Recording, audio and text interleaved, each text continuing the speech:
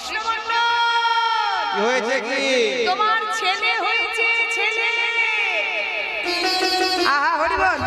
দেখবে মায়েদেরকে তো লেবার রুমে ঢুকিয়ে দেয় বা ওটিতে, তাহলে ওটিতে বা লেবার রুমে যেখানে ঢোকানো হোক দেখবেন বেড নাম্বার ধরে বলা হয় না, এই যে 22 নম্বর। আমার ছেলে ছিল 22 নম্বর, মেয়ে ছিল 4 নম্বর। আমার এখানে নাম্বার মনে আছে 22 নম্বর। ছেলে হয়েছে দেখবেন মা দিকে যখন দেখানো হয়, সন্তানকে যখন দেখানো হয়, আমার ছেলেকে যখন দেখাচ্ছে, বাবা ছেলে হয়েছে, যাক বেঁচে গেছি এ যাত্রা। তার মানে ভেতরটা একটু বেশি আনন্দ হয় ছেলে হলে না মেয়ে হলে। সত্যি বলুন, সত্যি বলুন, ছেলে হলে, ছেলে হলে হ্যাঁ ভয় আর বলছে না, ছেলে হলে বেশি আনন্দ হয়। আর আমরা কি ফেল না? হ্যাঁ আমরা ফেল না? তাহলে আমরা যখন হয়েছিলাম তখন আনন্দ হয়নি? হয়নি না? দেখুন বাস্তব কথা, প্রথমে যদি কারো মেয়ে হয় সবাই আনন্দ হয়, কিন্তু মেয়ের পর যখন মেয়ে হয় একটু কেমন হয় না, কেমন কেমন লাগে না? আরে সবাই যদি বেটা চায় তাহলে বেটাগুলোকে তো কারো ঘাড়ে ঝোলাতে হবে, তাহলে বেটিগুলো পাবেন কোথায়? নাকি গো বাবা? সবাই যদি ছেলে যায় তাহলে ছেলেগুলোকে তো বিয়ে দিতে হবে কোনো মেয়ের সঙ্গে। এখনকার যারা মেয়ের বাবা মেয়ের মা না, তারা সবচেয়ে সুখী। মেয়ের মা বাবার যা মেয়ের শ্বশুর ঘরে জোর, ছেলের মা বাবার মেয়ের শ্বশুর ঘরের জোর নেই। ভালো জামাই যদি হয়, দেখবেন এটা বাস্তব কথা, দেখবেন মা বাবার অহংকার করে, আমার জামাই বিদেশে চাকরি করে, software engineer, architect engineer, officer, sub inspector, কত অহংকার করে। কিন্তু বৌমা যদি ভালো হয় বলে আমার বৌমাই বলে, হ্যাঁ জামাই হলে খুব আনন্দ। তাহলে মেয়ের বাবারা এখন বেশি সুখী, মাথায় রাখবেন। মেয়ে যদি কারো ঘরে হয় এখন বেশি সুখী। আর ছেলে মানে আপনার ডাংটি হলো, এবারে খাবেন পিঠটা ভালো করে তেল দিয়ে রাখুন লাঠির বাড়ি খেতে, আর কয়েকটা পয়সা রাখুন বৃদ্ধাশ্রমে যাওয়ার জন্য, কিচ্ছু করার নেই, এটা বাস্তব কথা। তাহলে নাম্বার ধরে ডাকছে, আমাদের ডাকে নাম্বার ধরে ডাকছে, কৃষ্ণমন্ডল, ও কৃষ্ণমন্ডল তোমার ছেলে হয়েছে গো, ছেলে হয়েছে।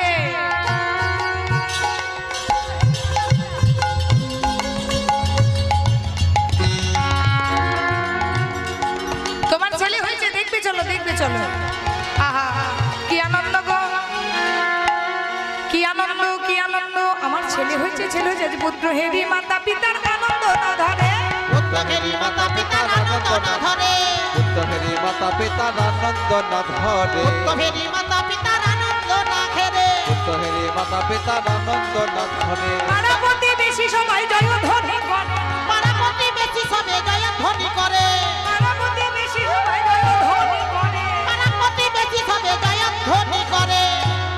আমি যদিও বাচ্চা নিয়েছি, কিন্তু আমার একটা ছেলে একটা মেয়ে হলো, আমার বাচ্চা নিয়ে অভ্যাস নেই। অভ্যাস কিন্তু আমার নেই, কোলে নিয়ে ওদের সময় পাইনি, নিতে সময় পাইনি। তো বাচ্চাকে কোলে নিয়ে আজকে মায়ের আনন্দ ধরছে না, পিতা ছুটে ছুটে আসছে। আচ্ছা আপনাদের কি হিংসা হচ্ছে? তাহলে উলুর ধ্বনিটা করুন। আজ এই উলুর ধ্বনি শঙ্খ ধ্বনি করে নারী, ধ্বনি শঙ্খ ধ্বনি করে নারী গো, উলুর ধ্বনি শঙ্খ ধ্বনি করে নারী গো, উলুর ধ্বনি শঙ্খ ধ্বনি করে নারী গো, স্বর্গ হতে পুষ্প বৃষ্টি করে দেব গো, স্বর্গ হতে পুষ্প বৃষ্টি করে দেব গো, স্বর্গ হতে পুষ্প বৃষ্টি করে দেব গো, স্বর্গ হতে পুষ্প বৃষ্টি করে দেব গো। দয়াল ধরে না, আনন্দ আর ধরে না, আনন্দ আর ধরে না, আনন্দ আর ধরে ওই না, পুত্রের জন্ম হেরে আনন্দ আর ধরে না। পুত্রের জন্ম ওই হেরে, জানি তোমার বলি হরে, পুত্রের জন্ম হেরে, ওই জানি তোমার বলি হরি, ওই জানি তোমার বলি হরি, ওই জানি তোমার বলি হরি, ওই আনন্দ আর ধরে না। কৃষ্ণমন্ডল ছুটতে ছুটতে দেখতে গেছে, আমার ছেলে হয়েছে গো, আমার বেটা হয়েছে, যাই যাই আমি দেখে আসি, যাই। কৃষ্ণমন্ডল ছুটে ছুটে দেখতে গিয়েছে, দুরিকা দুরিকা দুরিকা, সবাই বলছে আমার নাকি ছেলে হয়েছে। এত আনন্দেও চোখে জল। আমার ভিখারির ঘরে, আমার অভাবের ঘরে আমার ছেলে হয়েছে। দেখি দেখি একবার পুত্রের মুখটা দেখি। দুরিকা ছেলেটাকে কোলে নিয়ে কাঁদছে, ছেলেটাকে কোলে নিয়ে কাঁদছে। বলছে স্বামী দেখো সবাই বলছে নাকি আমাদের ছেলে খুব সুন্দর হয়েছে, কিন্তু জানো স্বামী, ভগবান দিল বটে, কিন্তু মনে হয় বেশিক্ষণ বাঁচবে না। চুপ করো দুরিকা, এমন কথা বলো না। এ তো আমাদের নারায়ণের দেয়া সন্তান, কেন বাঁচবে না? দেখো না, সেই যে জন্মের থেকে ছেলেটা কাঁদছে, একটু কান্নাটা থামাচ্ছে না। কি বললে, কাঁদছে? দাদা দুরিকা, আমার একবার কোলে দাও। সঙ্গে সঙ্গে স্বামী কৃষ্ণ মন্ডল কোলে নিয়ে বলছে, ওরে তুই আমাদের ছেলে নোস রে বাবা, তুই হচ্ছিস আমার নারায়ণের সন্তান। আমি কথা দিয়েছিলাম যদি আমার ছেলে মেয়ে হয় আমি তার চরণে শোভে দেবো। সঙ্গে সঙ্গে তার পিতা ছেলেটাকে কোলে তুলে নিয়ে নারায়ণের বিগ্রহের সামনে নামিয়েছে। নারায়ণের বিগ্রহের সামনে নামিয়ে বলছে, কৃপা করো ভগবান, দয়া করো ভগবান, ও গো কৃপা করো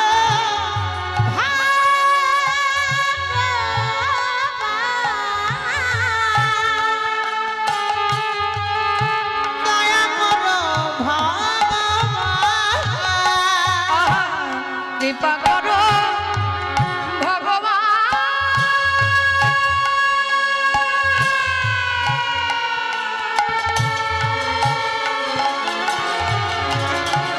দয়া করো ভগবান, ও গো কৃপা করো ভগবান।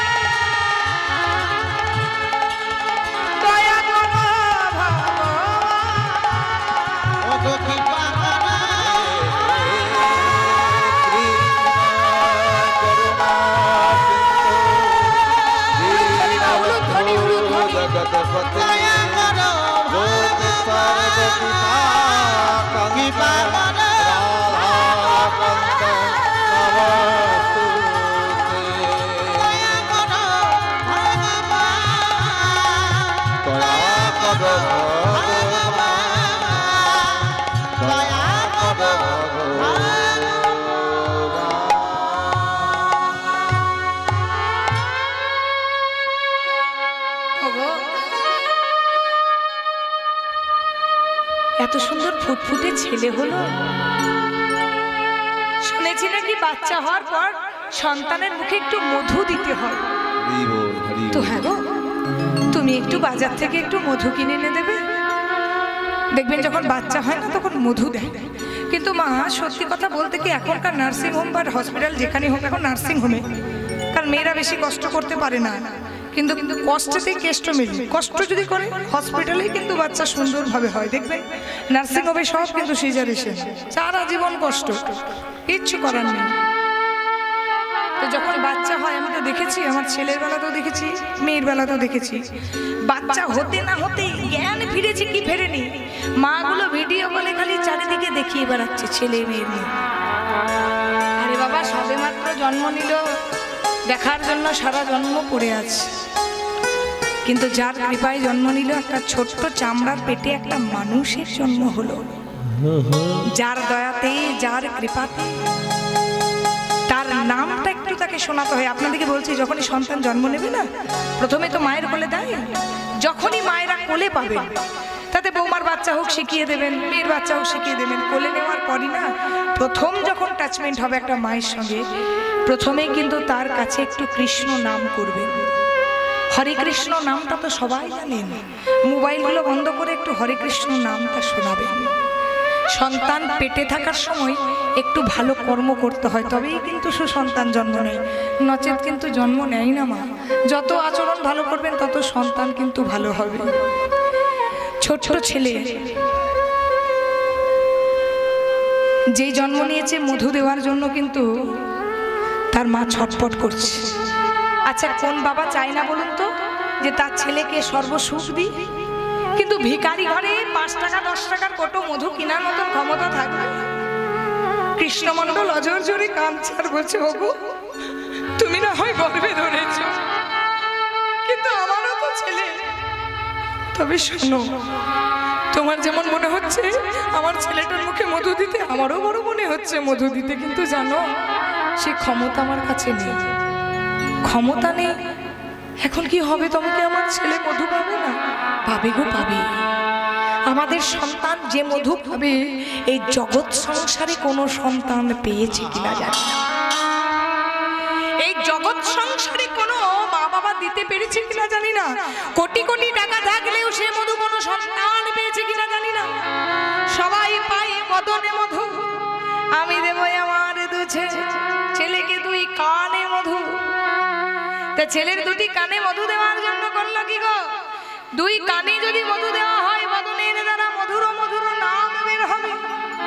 ছোট্ট ছেলেটিকে কোলে তুলে নিল, ছোট্ট ছেলেটিকে কোলে তুলে নিয়ে খুব সুন্দরভাবে কানের কাছে মুখটা নিয়ে গিয়ে বাবা দিল কানের কাছে মধুর মধুর কৃষ্ণ। এত বলি শোনাইলা,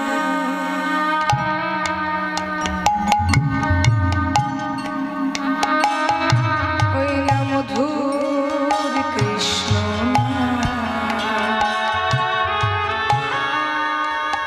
এত বলি শোনাইল,